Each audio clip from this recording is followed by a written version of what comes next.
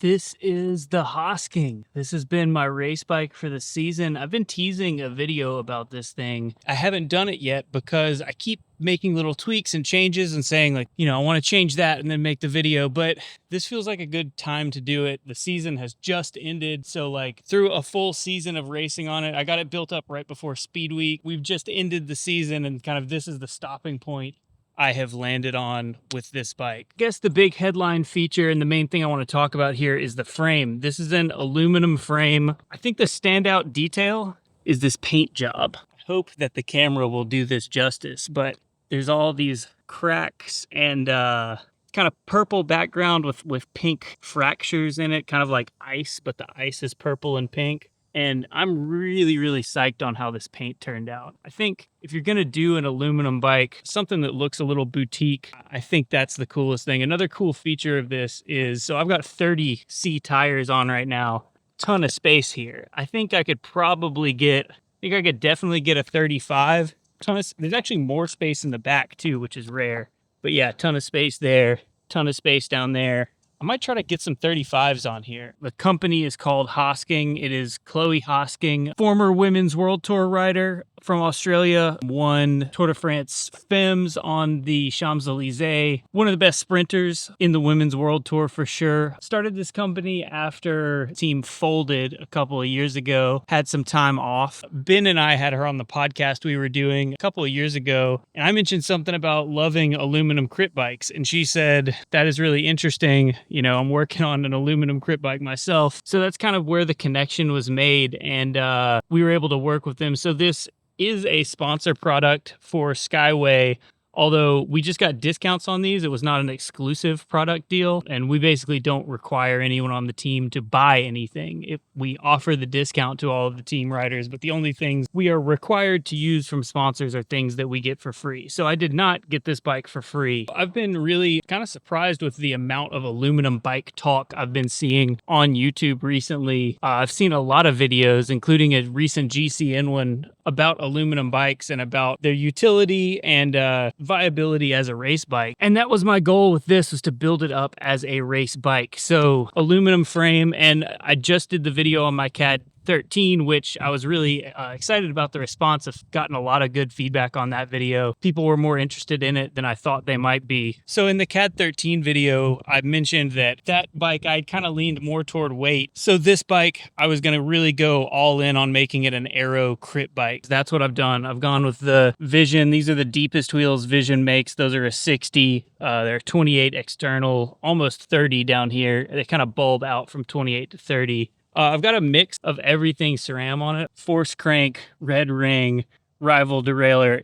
It's all mixed up. I went with the separate bar and stem, but still integrated cables so that I can change up this stem length. I think that's one of the things I'm going to do. I've got the Vision Metron bars, the FSA stem. I don't love this stem. The stem is super duper heavy. Even not focusing on weight on this bike, this stem is like 2 to 3 times what I think it should weigh. The seat post is the stock seat post. It goes with the shape of this aero tube, so there's not an option to change that out. Although I do think this is the same seat post from a Cinelli Vigorelli. I think that's about the same profile. I wonder if those are interchangeable. Chinese saddle. This is the Q Riot I talked about in my video about the CAD 13. Also got one on this bike. This one has seen a little wear and tear from the racing, so I'm going to get a fresh one on here. I've gone 2x on this. That's one of the things I might change. I've been thinking about going 1x with this system and doing like 50 or 52 up front and then an 1136 in the back. Basically realized that racing crits, I never got out of the big ring in a race this year. Even the road races I did some crits, did some road races, did some time trials, and really only got out of the big ring in the hill climb stuff I did, and I didn't do that on this bike. So yeah, I've really gone toward the aero side, and this bike has good like chunky aero tubing, aerofoil shape. Try and kind of show you from the front, it's pretty lean. Maybe not the absolute most aero frame on the market, but it's got a lot of the details that matter. Drop seat stays, aero shaped seat post. Definitely more aero than my CAD 13. Also, in the name of aero, I have gone with the Trek bottles. They just kind of fit well with this tube profile, and I was a little bit skeptical after having a bad experience with some of the Elite bottles that flew out of the cages. Cages were annoying. You couldn't get other bottles, but maybe it's worth doing a video just on these bottles if you guys want, because I think these are worth the money. I know I go with a lot of cheaper parts to try and save money here and there where I think I can get away with it, but I think these guys, there's just no substitute. So I've been riding this bike all year, wanted to make a video about it and really talk about my experience on it. It is heavier than the CAD 13, but I have not felt that in races at all. I actually won a race on this bike 2 weeks ago, 3 weeks ago now. First race I've won at the Pro 123 level in a long time on the road. I think in the kind of racing I'm doing where it's staying 27 to 30 miles an hour kind of the whole time, the aerodynamics matter so much more than the weight. And then even more than that, the handling matters. And there is something about the geometry of this bike that just feels right. The seat tube angle is a little steeper than what I've been used to.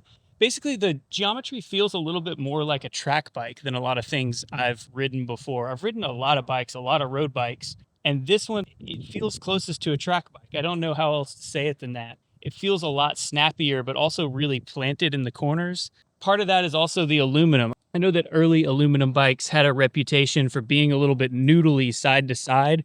This thing is stiff and chunky. Some people might even say punishing, but I feel like in this era of these tires are 30C at 50 PSI. You can see how much deflection you get just from pushing that with your finger.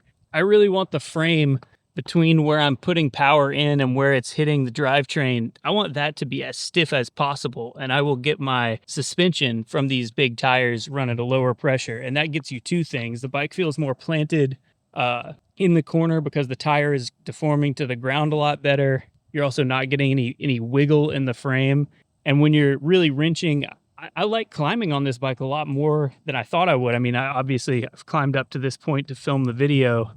To stand up and really put power down side to side through this frame feels really, really good. It does not move at all. I think some people might ride this bike and say it feels a little bit harsh, but I kind of love that feeling that this bike is rock steady, solid. And I've done long rides on it, 5-hour, 6-hour rides on it, and not felt like it's beating me up at all. I feel like the tires are doing a lot of that work. The bike feels really efficient because of that stiffness. So I'm really excited about this bike. I'm really enjoying it. I'm excited to keep tinkering with it and making it even more of a crit bike. And I really like that the aesthetic kind of stands out from your Blackheart, your Standert, some of the other aluminum models on the market. But I also feel a little bit vindicated that I'm seeing so much chatter about aluminum bikes right now, because I was putting that out a couple of years ago that I think aluminum bikes are going to be a viable option. And I'm not going to pretend to totally know what's going to happen with all of the tariffs and everything, but